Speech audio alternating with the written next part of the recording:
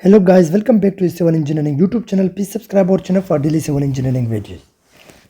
In today's lecture, we are going to discuss the stress topic. So what is stress and how we can explain this topic in our civil engineering terms. So I'm going to explain this topic with the help of an example in figures so it will be more easy to understand. But first, let's start with the definition of stress. So the stress can be defined as that a resistance force offered by a body against deformation. So it is basically the internal force that is developed inside a body against deformation of a body. Now I will explain this later with the help of here figures or examples, so then it will be easier to follow. But first of all, let's explain some general terms regarding the stress. Now, stress is generally represented by a sigma, which is shown in like this in symbols, and stress is equal to the, if you look to the formula, so stress is basically is the force load dividing by the area. It's the general definition of the stress in physics, and its unit is basically Newton per square meter. Because load is force, so it's Newton in the area is square meter, so Newton per square meter is Pascal. This is known as the Pascal. And also one of the most important use of the stress unit is megapascal. Now megapascal is equal to the Newton per square millimeter. This is the unit of the megapascal. It's most commonly used in civil engineering. So now let's go to define and explain this stress with the help of an example here. Let's suppose that this is my body. You see here as a rectangular shaped body, and I applied the load here in this direction P. So when I applied the load here, what will happen? There will be some internal forces created inside this object. For example, I want to apply the load in both directions on this object P, and I want to see the internal forces inside this object, inside this body. So let's suppose I want to see its internal structure. So if I draw it with the black color, this body, so for example,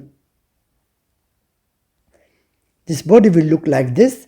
So now I'm going back to represent my forces. So basically, if we applied the force here, for example, this load P is acting in this direction. So because of this load P, there will be internal resistance created inside this body in order to resist this applied force. P is the applied force. Keep in mind that P is always the applied load or applied force.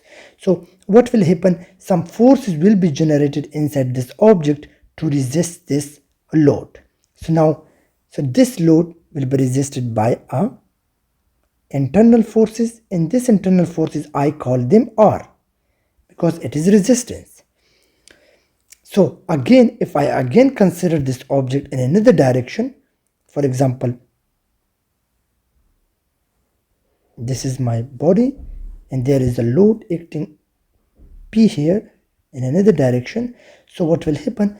There will be internal resistance R created are in the opposite direction to that of the load.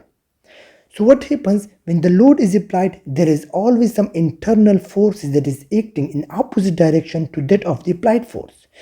You saw here, this is the applied force in this direction, while you see the internal resistance are created in the opposite direction because they are the resistance forces. So similarly, the applied load here in this direction, so internal forces are acting here in this direction. So the internal resistance force that is created inside an object in order to stop the deformation is known as the stress. So this is the stress in civil engineering terms.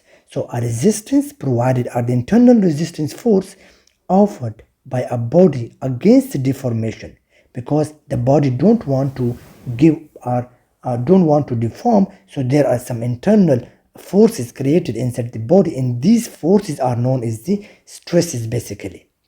So now if I consider this a big object here P, if I consider again with the load of P acting here and load here P is acting in this object. So now if I draw the stresses internally, so you see here half of the stress is acting in this direction, half of the stress is acting in this direction. So if I draw it here, so it will look like this. So these are known as the internal forces or internal resistance. So basically the stress is, now I can define the stress in a new terminology, is equal to the internal resisting force dividing by the area. So this would be the definition of the stress, that it is basically the internal resistance force R dividing by the cross-sectional area of the body. So hope you guys understand the basic lecture of the stress, and don't forget to subscribe our channel for daily civil engineering videos. Thank you for watching our video.